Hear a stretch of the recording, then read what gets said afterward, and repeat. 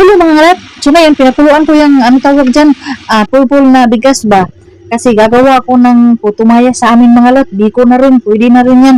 So ayan mga lat, inano ko na, hiniwa ko na yung luya kasi gusto ko yung lutong ami talaga, yung luto sa amin talaga na nilalagyan siya ng kunting luya pero parang marami-rami yata yan na ilagay ko ng luya para. Tapos mga lat, inaano ko siya, sumbag-sumbagin ba? Ang tawag doon, basta sumbag-sumbagin para mapisat naman yan mga lat.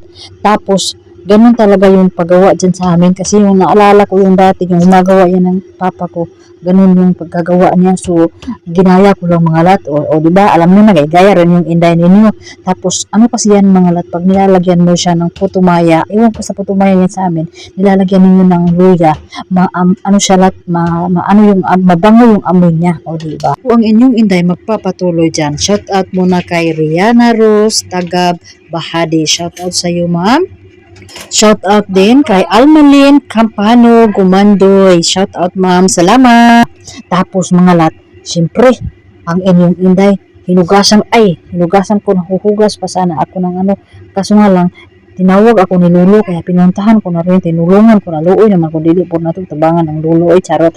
So ayan mga lat, yati, bigat kay mga lat, so hindi din siya biro alagaan mga lat, kasi malaking tao siya mga lat, tingnan nyo, hanggang ilok lang talaga ako mga lat, kung nakakatayo siya na maayos, hanggang ilok lang ako mga lat, kaso hindi na siya tumatayo ng maayos mga lat. So balik na ako mga lat, ginagawa ko naman dyan mga lat, hinugasan ko yung bigas na tawag dyan sa amin, pilit, ano ba yung pilit, basta kayo bigas na malagkit, nakuha ko rin, diba. Tapos mga lat, nag-iwan ako para sa susunod, gagawa ako ng bili-bili, charot lang, masipag talaga ang inyong inday. Huwag nyo nang pansinin yung mahiwag akong mukha, kasi yun yung mga mukha ng mga organic na tao ba, charot lang mga lat. So hinuhugasan ko yan mga lat, kailangan din hugasan para malimpyo mga lat ba, at saka kumot-kumuti na rin kaya para matanggal yung mga kamay nila, na yung mga sinaunang tao na naghawak sa bugas na yan mga lat, mawala tong ilahang kamot niya o malimpyo na siya. Tapos mga lat, yabu-amot kapila kung nagihugasan mga lat, kay lahi-lahi man tag proseso sa pagluto, di ba.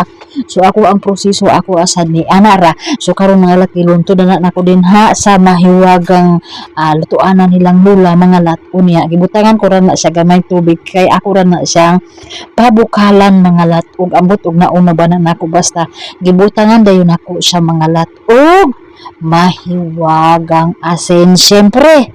So depende sa inyo ha mga lat, kay lahi-lahi man ta og timpla, di man ta parehas og taste. So ang ako murag wala ra kaabot og isa ka kutsara ang ako ang gibutang.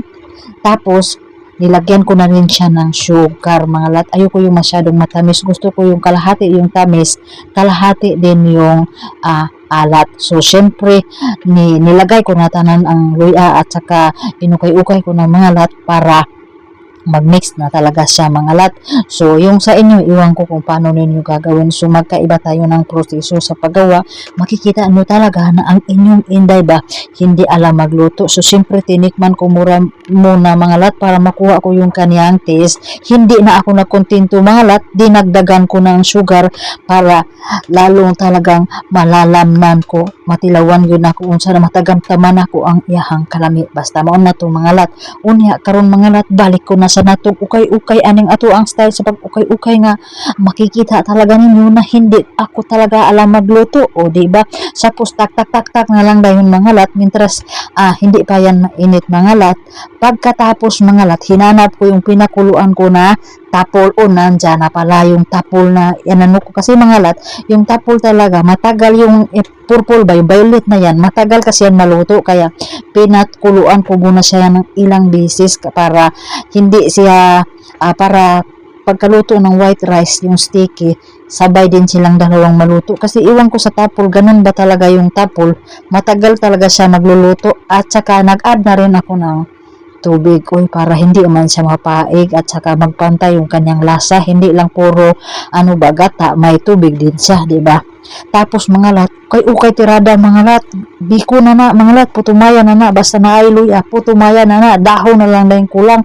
So ayan, malapit ng maluto. So nag-add pala ako niyan mga lat ng sugar mga lat, kasi naramdaman ko na mas marami yung asin, kaya nag-add ako ng konting sugar. So ano lang yan mga lat, hindi ko na in-estimate kung ilang kilo, hindi din ako eksperto sa pag-kilo-kilo mga lat, kasi nakalimutan ko na siyang ikinilo dahil nagmamadali ako. Hindi naman ako takot maabutan ni Lola, pero minadali ko siya mga lat para matapos ako ba't makapag-upo. Siyempre nilunod ko na din yung mahiwagang gata. So yan ang gata na binili ko mga lat. So wala na ding estimate, basta kay ako lang na siyang giyabo diha mga lat, kay aron matagantaman ako nga nagkaon ko og putumaya. At saka syempre mga lat, mas gusto ko talaga yung ako talaga yung gagawa, kasi ayoko yung bibili doon sa tinitinda. Hindi naman ako naninira ng paninda, yung sugar lang at meron at saka kulang sa tubig para maging lugaw. O ganun ka ano yung inday ninyong mga lat, yung bang pinipili ko yung aking kinakain, sayang din yung bayad ko. At saka ayan na mga lat, naluto na. Di ba? Tama lang siya mga lat, at nandyan na ang inyong inday. Halata talagang ang inyong inday kahit busog, gutom na gutom. O napaso na kay dalo man kana. O di ba dili lagi kahuwat nga init pa, di po na siya kabalo maghuyop mga lat. Perting pasua mga lat, unya lami gihapon mga lat, karon inom na po dahil og kape. Karon pag inom og kape, napaso na po ang inyong inday, pastilan.